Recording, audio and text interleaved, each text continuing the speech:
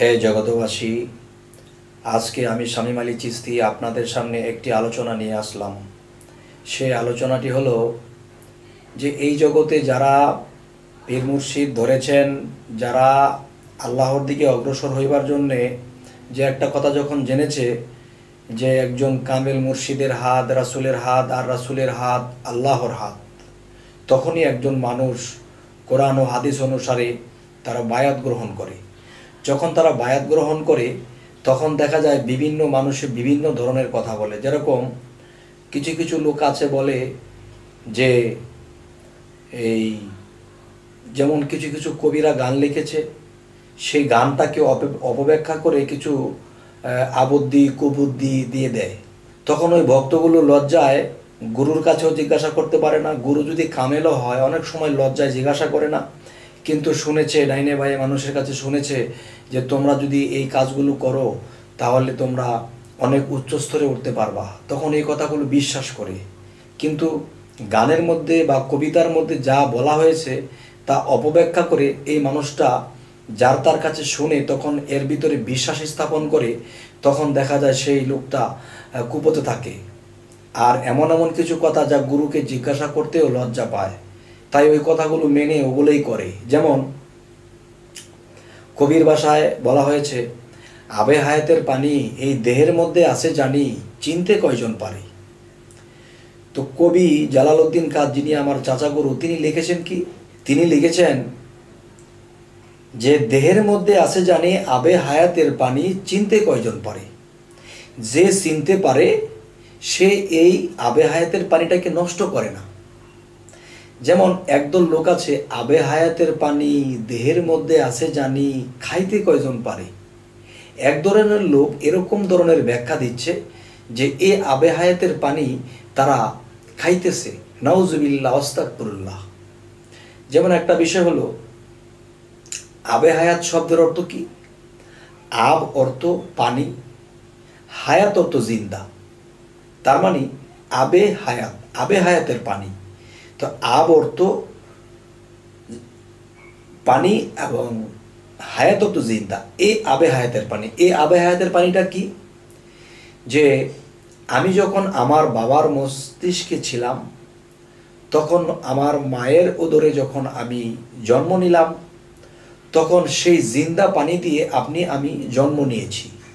তাহলে সেই পানিটা যদি মৃত হয় তাহলে সেখানে আমরা জন্ম নিয়ে আসতে পারতাম না। তবে সেই পানিটি কি?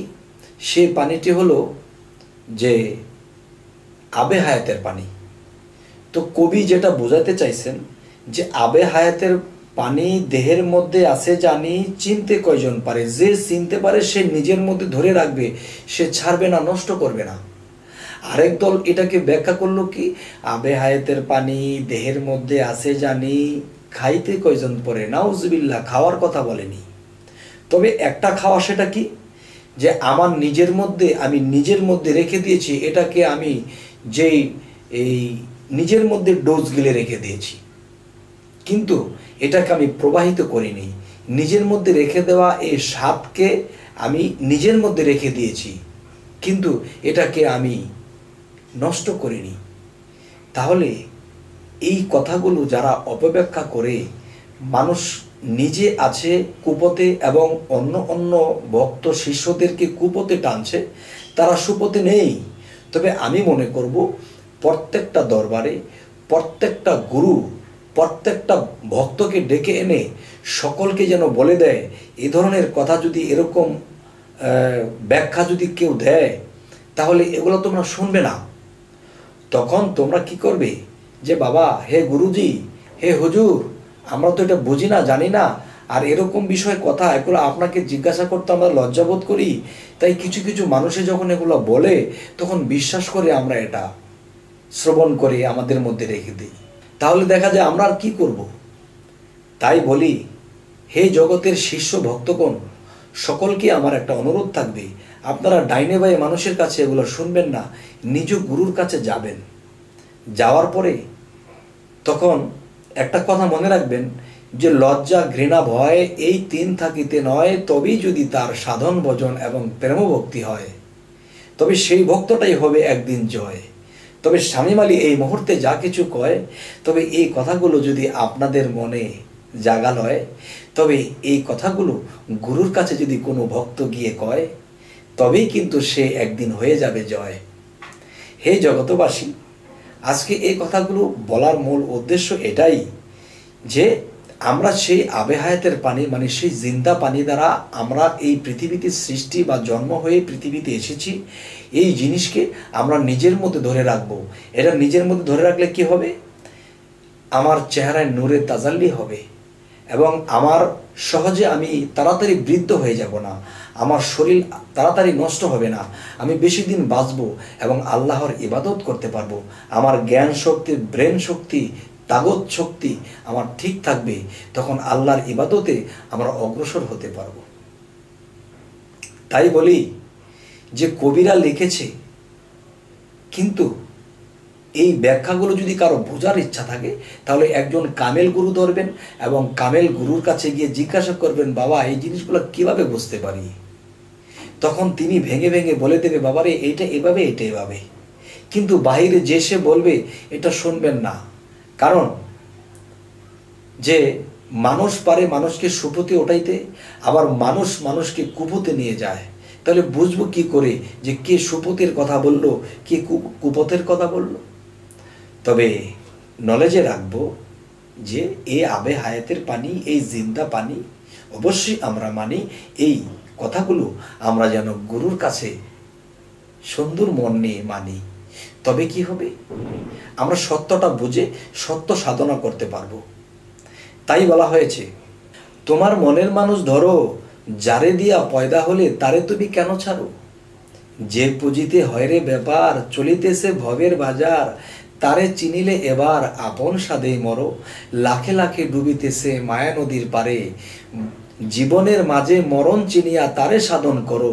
রতিরণে গিয়ে পড়ে প্রেমস্ত্র সঙ্গে করে, রিপু যেজন মারতে পারে বোঝে আপন পরে, পরম অংশের পুঁজি মিলাও থাকিতে সংসারে।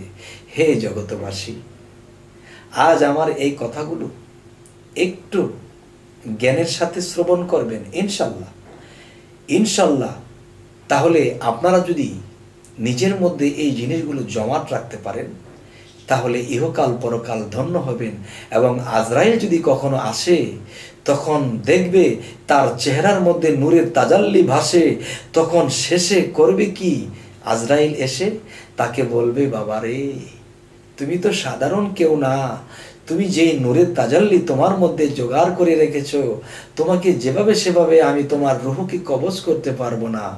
তোমার গুরুকে আমার জিজ্ঞাসা করতে হবে, তোমার ইমুক ভক্ত তো নূরের তাজাল্লি কামাই করেছে, তাকে তো এভাবে সেভাবে নেওয়া যাবে না।